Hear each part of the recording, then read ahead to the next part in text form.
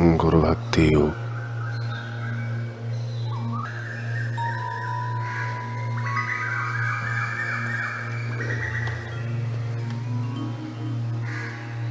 जब आप मुश्किलों एवं मुसीबतों में आ जाएं, तब गुरु की कृपा के लिए प्रार्थना करें।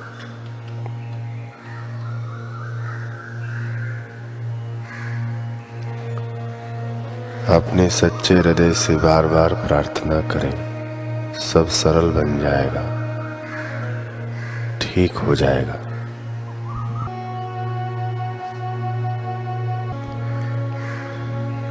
प्रातः काल में जगने के तुरंत बाद और रात्रि के समय सोने से पहले गुरु का चिंतन करो, पूर्णतः उनकी शरण में जाओ।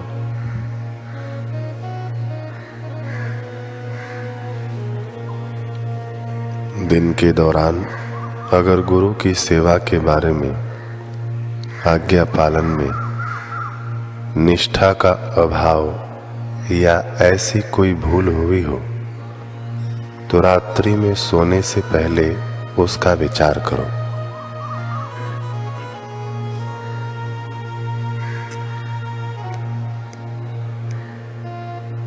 ब्रह्मनिष्ठ गुरु के चरण कमलों के सानिध्य में जाने के लिए कला, विज्ञान या विद्वत्ता कुछ भी आवश्यक नहीं है। आवश्यक है केवल उनके प्रति प्रेम और भक्ति से पूर्ण हृदय, जो फल की अपेक्षा से रहित केवल उनमें ही निरत रहने के संकल्प वाला होना चाहिए। केवल उनके ही कार्य में लगा हुआ, केवल उनके ही प्रेम में मग्न रहने वाला हो। हमें पूज्य बापू जी प्रसंग सुना रहे हैं कि महाभारत के युद्ध के समय संजय धृतराष्ट्र को युद्ध का समाचार सुनाते सुनाते कहता है कि अर्जुन और श्री कृष्ण का देखने भर का भेद रहा है। अब किरीटी नहीं बचा और कृष्ण नहीं बचे। किरीटी यानी अर्जुन नहीं बचा और कृष्ण नहीं बचे।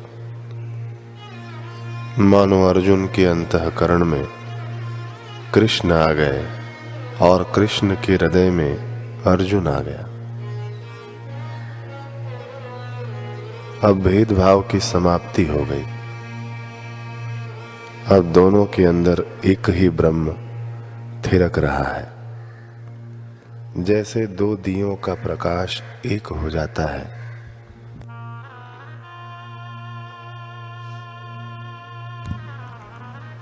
दो गौओं का मिश्रित दूध एक हो जाता है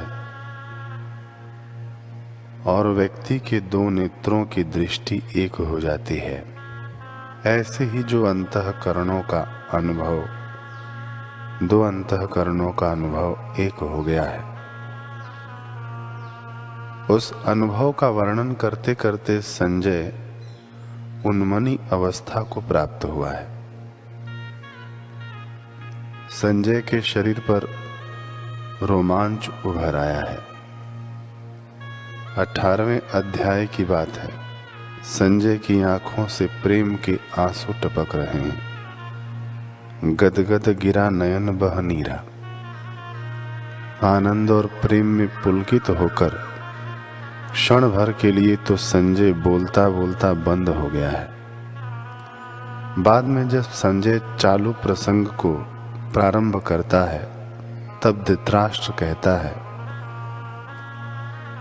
कि तुझे वेदव्यास जी ने मेरा शोक मिटाने के लिए बिठाया था, युद्ध का समाचार सुनाने को बिठाया था। यह तो प्रसंग से विपरीत दूसरी बातें क्या कर रहा है कि किरीटी और कृष्ण एक हो गए। यह मुझे समझ में नहीं आता। तो मुझे यह बता कि मेरे बेटे जीते कि नहीं जीते। अरे फट अभागा, वह ब्रह्मानंद की बात कर रहा है और तो पूछता है कि मेरे बेटों का क्या हुआ। संजय कहता है कि मेरा मत तो यह है कि जहाँ योगेश्वर श्री कृष्ण है और जहाँ धनुर्धारी अर्जुन है, वहाँ श्री यानी राज्य लक्ष्मी, विजय, राज्य लक्ष्मी की उत्तरोत्तर वृद्धि और अचल नीति की प्राप्ति निश्चित है। यह बात अगर झूठी निकले तो आप मुझे वेद व्यास जी का शिष्य मत समझना। अपने गुरु की गरिमा का संजय के हृदय में कितना अनुभव है कि मैं किसका शिष्य हूं, आपको पता है। अगर मेरी यह बात सच्ची न हो तो आप मेरे को वेद व्यास जी का शिष्य मत समझना। ऐसा नहीं कहते हैं कि भगवान की कसम, गुरु की कसम नहीं, भगवान या गुरु की कसम नहीं खाई जाती। अपने शिष्यत्व पर इतना भरोसा है संजय को कि वह कहता है, मेरी बात अगर झूठी निकले तो आप मेरे को वेद व्यास भगवान का शिष्य मत समझना। मैं चुनौती पूर्वक कहता हूं कि जहां अर्जुन और कृष्ण है वहां विजय होगी, और जहां मोह ममता और अहंकार है वहां पराजय होगी। विजय पराजय का बिंदु यहाँ महत्वपूर्ण नहीं है, लेकिन यहाँ इस बात का महत्व है कि संजय को पता है कि मैं वेद व्यास जी का शिष्य हूँ। विवेकानंद जी को पता है कि मैं रामकृष्ण जी का शिष्य हूँ। आशाराम को पता है कि मैं पूज्यपाद साईं श्री लीला शाह जी का शिष्य हूँ। ऐसे ही तुमको भी पता होना चाहिए। जीवन में कभी रोने चीखने का विचार आए तो तुरंत याद करो कि किसके शिष्य हैं हम। गिड़गिड़ाने के विचार आए, भय शोक और चिंता आ घेरे तो ओमकार का जप करके अपने शिष्यत्व को याद करो कि किससे दीक्षा ली है। किसी देवी देवता से आराधना करके कुछ मांगने की इच्छा मन में आए तो अपने को टटोलो कि यह क्या कर रहा है। मृत्यु के समय भी किसी का भय शोक चिंता या ममता आ जाए तो याद करो कि ऐ मन तो कहाँ जा रहा है, वेयर आर यू गोइंग।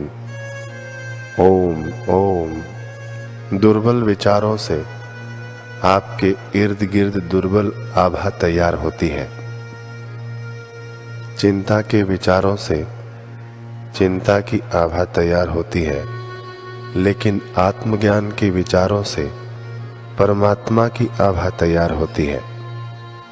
मर्जी तुम्हारी है, दृष्टि अपनी अपनी है। चाहे बंदा बनाकर देख ले, चाहे खुदा बना के देख ले, जैसा चाहे तू अपने को देख ले। अपने विचारों से ही तुम दीनहीन हो गए हो। गिड़गिड़ गिड़गिड़, फलाने देवी देवता, फलानी मनौती, फलानी माँ, यह सब तुम्हारे विचारों से ही तैयार हुआ।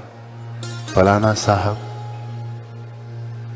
फलाना सेठ, तुम्हारे आत्मा से बढ़कर दुनिया में कोई महान था नहीं, है नहीं, हो सकता नहीं। यह गुरु का ज्ञान है, यह ब्रह्मवेत्ताओं का ज्ञान है।